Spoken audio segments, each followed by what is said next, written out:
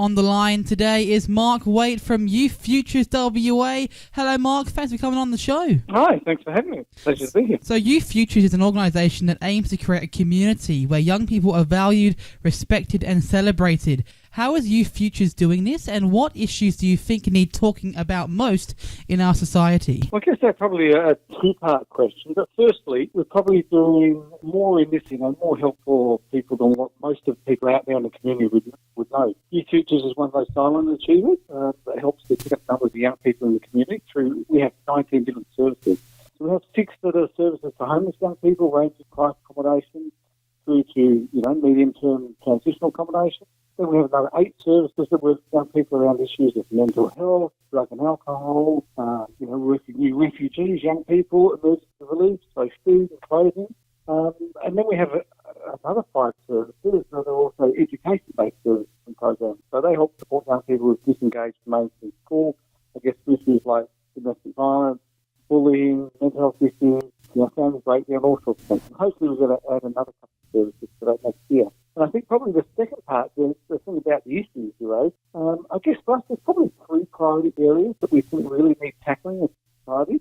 First one would have to be homelessness. We're firm believers that if you don't have somewhere safe for home, where your basic human needs are being met, no amount of counselling or support services can really help. And there's an area that hasn't grown for a long time. In the Northern Corridor, the last crisis accommodation built for young people was built in 1988. The last transitional house was added about 8 years ago. Even though there's been huge growth in the Northern Corridor, and you've got like the city of Wanneroo, that's got close to a quarter of the state's youth population. So it's an area that's been neglected by successive governments, and something that we believe really needs to be addressed. Probably a second key area, we believe that there needs to be more support for young people, probably going through family breakdown, adjusting to blended families. Because this is actually one of the most common issues that we are working with young people, that they feel quite traumatised by going through this. They have a really tough time going through a family breakdown, with maybe a divorce, separation, or blending with other families. And then obviously the third one would have to be mental health. Now, this is an area that we feel is continuing to grow, and probably at a rate that far exceeds any planning that happened in the past.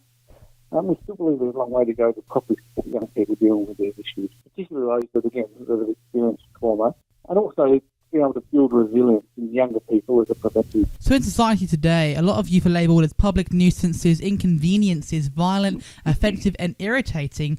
We know it's not true, but why do you think there is such a stigma towards our youth in society? Look, I think it's a societal issue. I think it's unfortunate that there's a society and also the media which focus on the negative. We see a young person smash a bottle, and then all of a sudden all young people are hooligans. We see a cyclist ride through a stop sign, and then all of them are law breakers. You see a bad Volvo driver, and then all of a sudden all Volvo drivers are bad. So I think the first thing is that we need to have more positive news stories, more positive news about young people and their achievements. You turn on the news, the first thing you see on the news is a bad story. We need to focus more on the positive. And I would love to see a movement by all young people around the world where they, as they're walking past an older person, doesn't have to be a senior or anything, just an older person, but they say hello, they say good morning, good afternoon. They try to break that barrier. Show you people out there that the perception they have of young people is not true.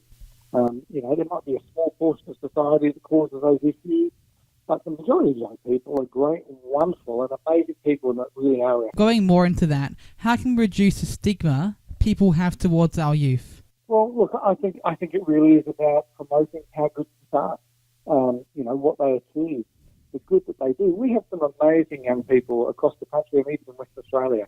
We've got young children as young as 10 and 12 that are setting up charities and helping homeless people. Yeah. We've got some amazing young people that their academic achievements are huge. So I think we need to focus on that and really get it out there that young people are amazing. They are our future. They are also a product of our society that we've created, and they need to be embraced for what they're bringing to us. Definitely. So also, youth homelessness is growing in Australia. What is Youth Futures doing to combat this issue, and what do you offer youth who are in dire situations that have nowhere to go? Well, as I mentioned briefly before, we have 6 services for homeless young people. We have a homeless support program that works with young people that are leaving Banksia Hill Detention Centre, so trying to break that cycle of offending and stop them from going back into, a situation that might not be appropriate. Yeah. We also have a service where we work with young people who are exiting homeless services. So those that really have some issues and need extra support to overcome those. We work in partnership with a great organisation down in Fremantle called Youth Place, which provides accommodation, medium-term accommodation for young people. We have a program that we've been running for about 9 years called The Nest that works with teenage mums that are escaping domestic violence, abuse and neglect, and also at risk of losing their child to the government. We have a transitional accommodation program, which is for those that have been through a period of crisis, and then we have them in our houses for a period of probably 12 months, where we help them get back into educational training, teach them life skills, independent living skills. And then for those that are really, in the grips of homelessness, we have Tanoka, which is our crisis accommodation program. So that's usually a short-term program, usually for up to a period of around 3 months.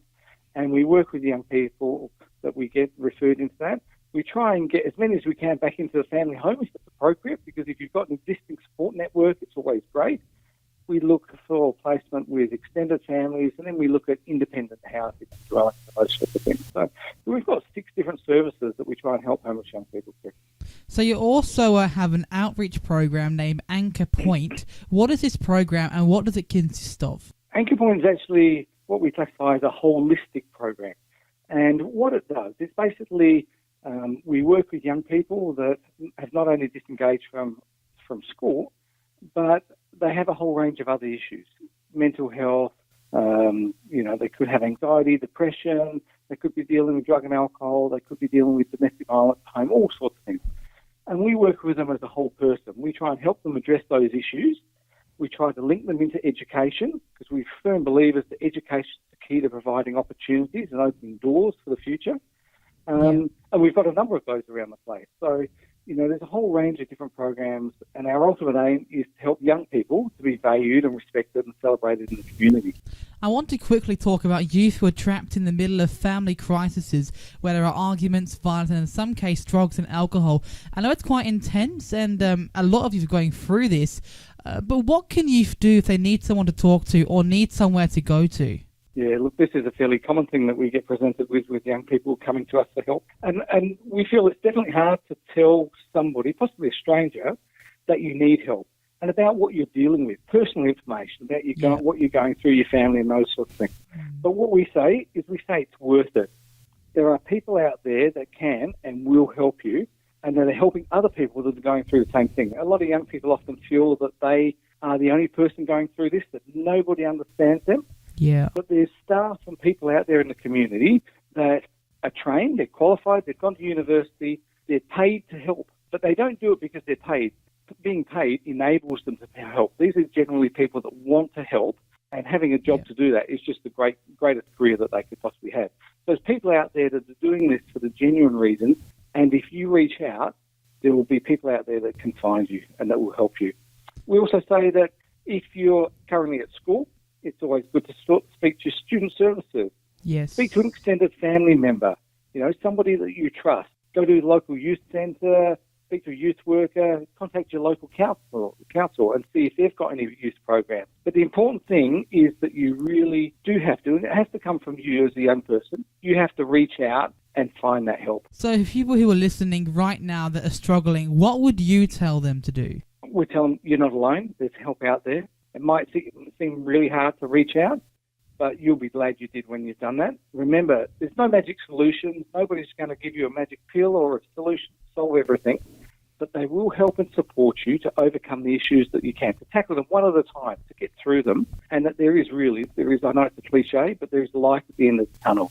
With the great people that are out there in the community providing good youth services, you'll find someone that will be able to help you. Mark Waite from Youth Futures WA, thanks for joining us on the program. Wonderful. Thank you for your time. We really appreciate it.